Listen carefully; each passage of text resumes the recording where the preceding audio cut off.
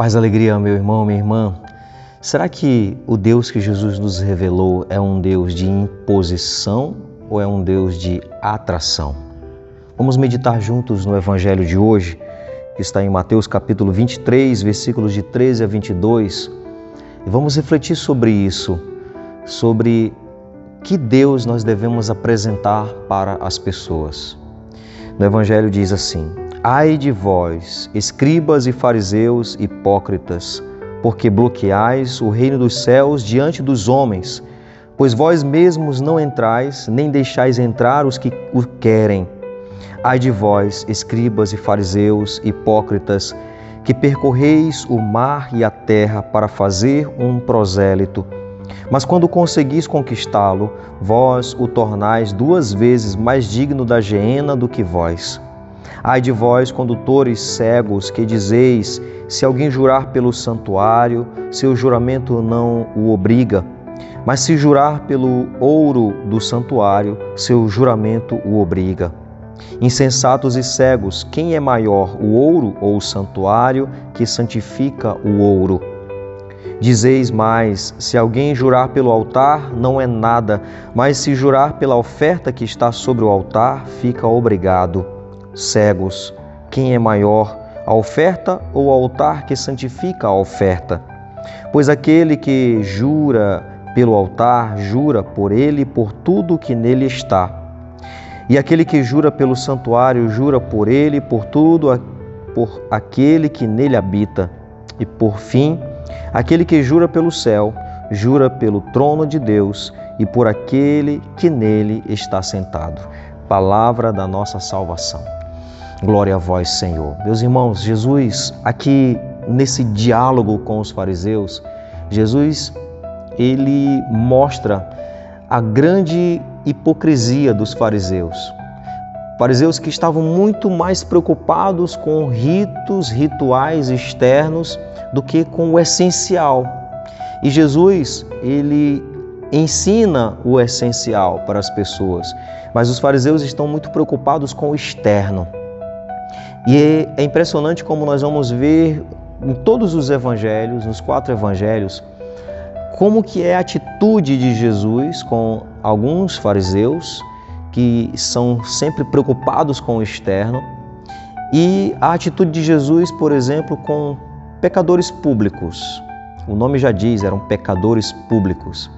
Jesus, ele tinha uma maneira de agir com os pecadores públicos e tinha uma outra maneira de agir com aqueles mestres da lei, fariseus hipócritas. Com esses que escondiam que eles eram por dentro, Jesus, inclusive, em um momento vai falar que por fora eles são como sepulcros caiados. Por fora, todos bonitos, bem arrumados, mas por dentro, morte, como um sepulcro que nós vemos, um túmulo, por fora arrumado, mas dentro só tem morte. Ou seja, Jesus, ele não se agrada, aliás, sempre nós vamos ver Deus, ele não se agrada da hipocrisia. Deus, ele despreza a hipocrisia. Deus, ele quer os corações sinceros. Deus, ele se agrada com os corações arrependidos e que são sinceros. Nós vamos ver, por exemplo, vamos fazer aqui um paralelo entre Antigo e Novo Testamento. Lá no início da Bíblia, nos 3 primeiros capítulos de Gênesis, nós vamos ver todo o relato da criação e vamos ver ali o pecado de Adão e Eva. Nós vamos ver que diante do pecado deles, quando Deus vem para tomar satisfação, eles se escondem. E quando Deus se dirige ao homem, o homem coloca a culpa na mulher. Aliás, o homem coloca a culpa em Deus e na mulher ao mesmo tempo. Foi tu que me deu essa mulher. E a mulher coloca a culpa na serpente. E em nenhum momento houve uma sinceridade, um arrependimento. Na verdade, eles se esconderam. Esconderam o erro, esconderam o pecado, e até porque a ideia deles era se colocar no lugar de Deus, era ser como deuses, conhecedor do bem e do mal. Então não havia mais a humildade no coração e não havia arrependimento, não havia sinceridade. Haviam argumentos, justificativas e jogavam a culpa um para o outro.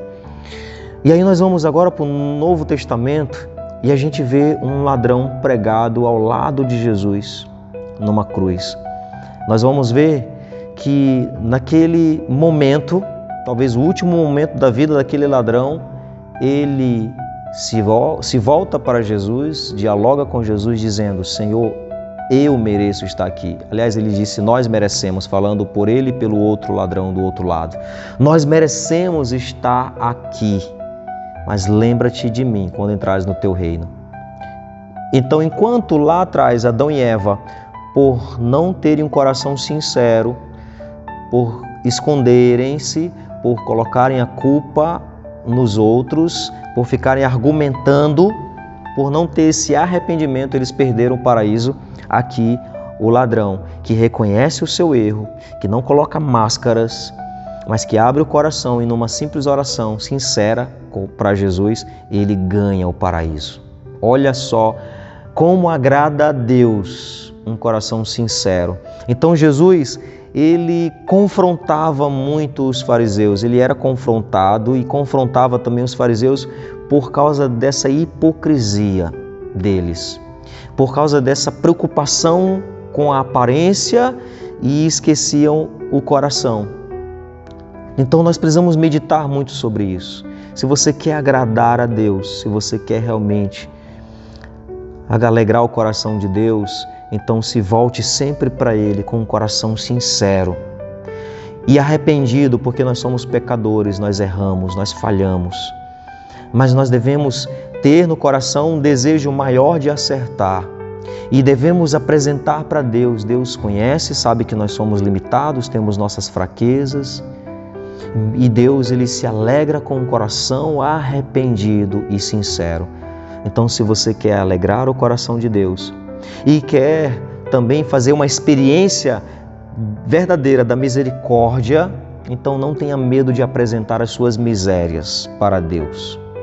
Porque apresentando as suas misérias para Deus é quando você de fato pode experimentar a sua misericórdia.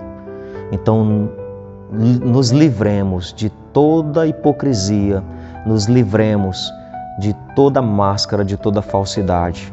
Sejamos sinceros com Deus, até porque Ele nos conhece profundamente, mais do que nós mesmos nos conhecemos.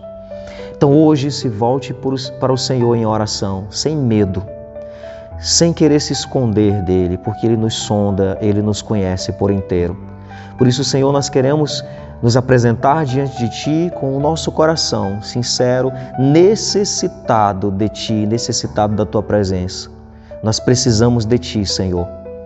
E que o nosso coração seja sempre transparente, que o nosso coração seja sempre humilde, porque nós sabemos que o Senhor só trata com quem nós somos de verdade. Diz uma canção, a letra de uma canção: Deus só trata com quem você é. E Deus, Ele quer tratar com o nosso coração sincero. Nos voltemos então para Deus sempre assim. Um grande abraço fraterno, que Deus abençoe grandemente o seu dia, a sua vida.